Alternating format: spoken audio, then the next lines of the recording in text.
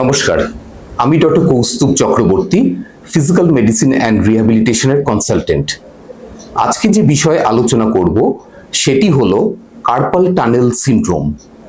এটি একটি অত্যন্ত কমন বিষয় যেটা আমরা পিএমআর প্র্যাকটিসে আউটডোরে দেখে থাকি, যেখানে কোনো একজন পেশেন্ট আসেন এটা বলে যে তার হাতের 3.5 আঙ্গুলে ঝিঝি ভাব বা অবশ ভাব সে বোধ করছে। কোনো কোনো ক্ষেত্রে হয়তো ছোটখাটো কিছু জিনিস গ্রিপ করতে অক্ষম হতে পারে। জেনারেলি দেখা গেছে 30 বছরের কমে এটা খুব একটা দেখা যায় না, অনলি 10% কেসেস। ম্যাক্সিমাম দেখা যায় মহিলাদের পুরুষদের তুলনায়, এবং 50 থেকে 54 বছরের মধ্যে সবচেয়ে বেশি, এবং আবার দেখা যায় 75 থেকে 84 বছর বয়সের মধ্যে আরেকটা সেকেন্ড পিক হচ্ছে। হলে কি হয়, যেটা বললাম, বুড়ো আঙ্গুল, এই ইন্ডেক্স ফিঙ্গার, মিডল ফিঙ্গার এবং রিং ফিঙ্গারের বুড়ো আঙ্গুলের অর্ধেকটা, এই এরিয়াটা জুড়ে একটা ঝিঝি ভাব হতে পারে। প্রাথমিকভাবে রাতের দিকেই বেশি শুরু হয়, তখন হয়তো হাতটা ঝাঁকালে দেখা যায় যে এই ভাবটা চলে গেল, কিন্তু পরবর্তীকালে সব সময়ই হয়।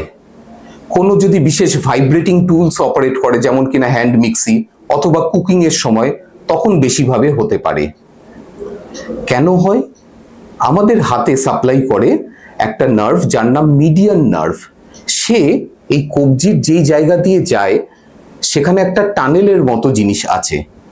একদিকটা কবজির হাড়গুলো অর্থাৎ কিনা কার্পাল বোনস, এবং তার ওপরে এই টেন্ডনগুলো যেগুলো আমাদের এই আঙ্গুলগুলোকে ভাঁজ করে, তার উপরে নার্ভটা থাকে, এবং নার্ভের ওপরে একটা লিগামেন্ট থাকে, ট্রান্সভার্স কার্পাল লিগামেন্ট।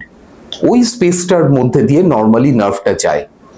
কোনো কারণে যদি সেই স্পেসটা কমে যায় তাহলে নার্ভের ওপর চাপ পড়বে, এবং যেই অংশটা নার্ভটা স্কিনে সাপ্লাই করে সেখানে অবশ ভাব বা ঝিঝি ভাব লাগবে, এবং যেই মাসলগুলোকে সাপ্লাই করে তার দুর্বলতা দেখা যেতে পারে।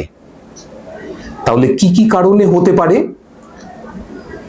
একটা মেটাবলিক ডিসঅর্ডারের ক্ষেত্রে হতে পারে, থাইরয়েডের সমস্যা থাকলে হয়, ডায়াবেটিস থাকলে হয়, কনজেস্টিভ কার্ডিয়াক ফেলিয়ার হলে হয়, প্রেগনেন্সির সময়ও দেখা গেছে সাময়িক কালের জন্য হতে পারে, বিশেষ করে শেষের দিকে, কিন্তু এই ক্ষেত্রে ডেলিভারির পরে কিন্তু এটা আস্তে আস্তে কমে যায়।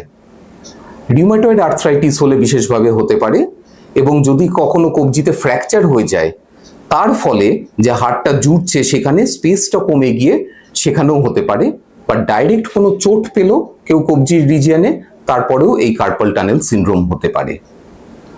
প্রাথমিকভাবে সেন্সারি পার্টটাই এফেক্টেড হবে, পরবর্তীকালে যেটা বললাম মাসল উইকনেস আসতে পারে।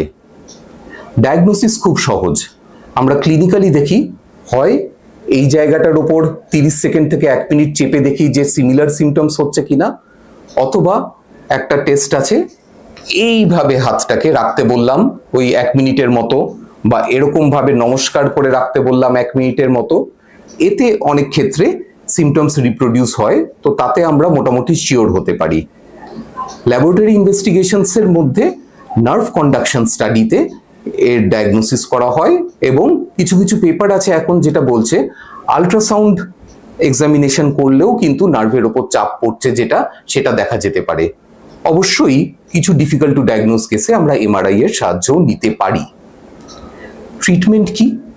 প্রাথমিকভাবে কনজারভেটিভ ট্রিটমেন্ট হচ্ছে কিছু মেডিসিন দেওয়া, যেরকম কিনা গাবাপেন্টিন, প্রিগাবালিন, ডুলক্সেটিন, যেটা নার্ভটাকে একটু শান্ত করবে। ভিটামিন B6 অর্থাৎ কিনা পাইরিডক্সিনের একটা রোল দেখা গেছে এই কার্পাল টানেল সিনড্রোমে, সেটাও একটা সাপ্লিমেন্ট করা হয়।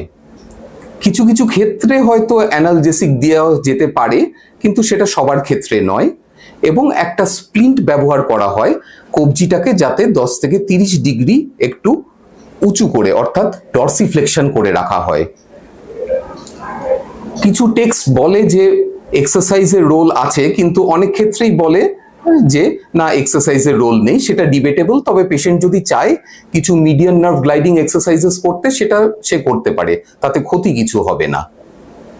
এইসবে না কমলে কিছু ফিজিক্যাল থেরাপির আমরা হেল্প নিতে পারি, যেমন কিনা আল্ট্রাসাউন্ড থেরাপি, বা আরো বেটার হচ্ছে এই কার্পাল টানেলের মধ্যে একটা ইনজেকশন দিয়ে দেওয়া। একটা যে কোনো স্টেরয়েড আর একটা লোকাল অ্যানাস্থেটিকের কম্বিনেশন ইনজেক্ট করে দিলে ওইখানে সোয়েলিংটাও কমে যায়, কারণ স্টেরয়েড হচ্ছে একটা খুব পাওয়ারফুল অ্যান্টি ইনফ্লামেটরি, এবং আস্তে আস্তে দেখা যায় সিমটমসটা কমে গেল। প্রোভোকেটিং অ্যাক্টিভিটি যেরকম ভাইব্রেটিং টুলস ইত্যাদি ব্যবহার, সেটা বলতে হয় যে একটু কম করুন। যাদের দেখা যায় যে ইনিশিয়াল ড্যামেজটা খুব সিভিয়ার বা মাসল ড্যামেজ শুরু হয়ে গেছে বা নার্ভ কন্ডাকশন স্টাডিতে ইনএক্সাইটেবল, তখন কিন্তু সার্জারিতে ডাইরেক্টলি চলে যাওয়া উচিত, যেখানে ওই লিগামেন্টের কথা বললাম সেটাকে কেটে দেওয়া হয় এবং চাপমুক্ত হয়ে যায়।